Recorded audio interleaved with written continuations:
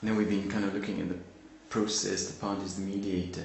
But in an international peace process, you know, you'd have like a mediation team, you'd have a senior mediator, you'd have the donors, you'd have other stakeholders.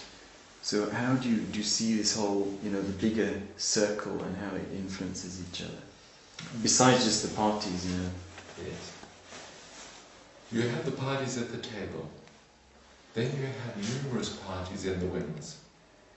And these parties influence your mediation, but they're not formally at the table. And they're not bound by your decisions. And they can make your life a misery.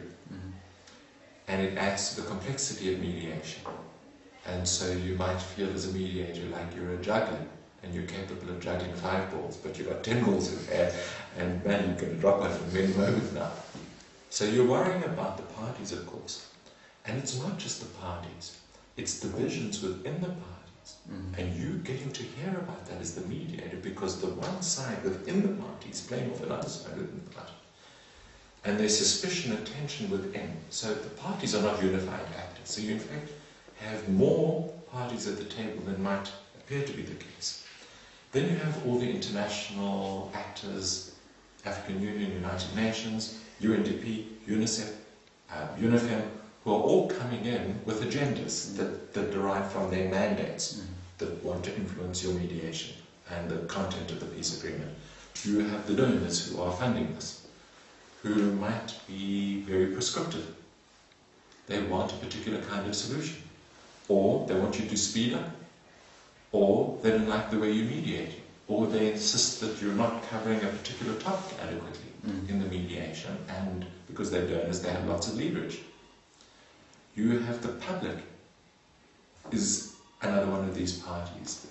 The public is organizing around Darfur in the United States and influencing the course of events. It influences the US administration, influencing US Security Council, influencing your mediation. Most of all, you have the people in the war zone.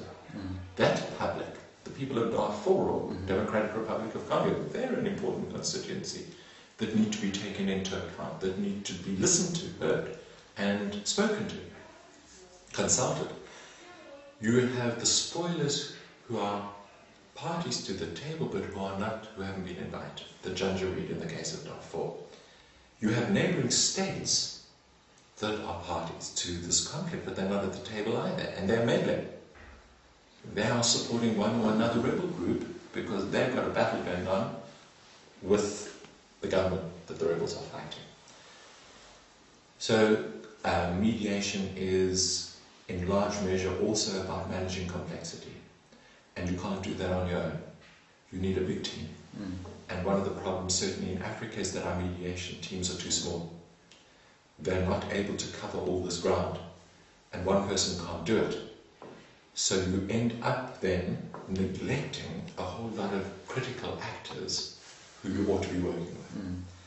And what you want to be doing is identifying which of them are your friends and which are adversaries, and you want to switch your adversaries, you want to put pressure on your adversaries, you want to call it and bring them on board. You want them to desist from undermining your mediation, and you want to capitalize on what your friends have to offer.